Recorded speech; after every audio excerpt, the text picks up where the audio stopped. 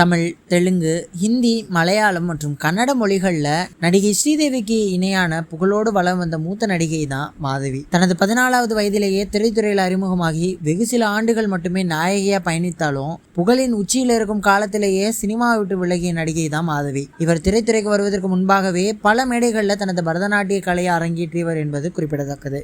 1970களில் தொடங்கி 1980களின் இறுதி வர டாப் நாயகியா வலம் வந்த வெகு சில நடிகைகளில் மாதவியும் ஒருத்தவங்க.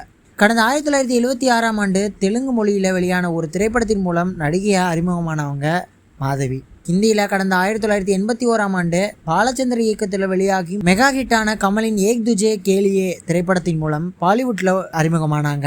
ஹிந்தி, தெலுங்கு மட்டும் இல்லாமல் கன்னடம் மற்றும் மலையாளம் உள்ளிட்ட மொழிகளில் பல திரைப்படங்களில் நடித்துள்ள மாதவி 1979ஆம் ஆண்டு முதல் 1982ஆம் ஆண்டுக்குள்ள 5 மொழிகளில் 30க்கும் மேற்பட்ட திரைப்படங்களை நடித்து சாதனை படைச்சாங்க.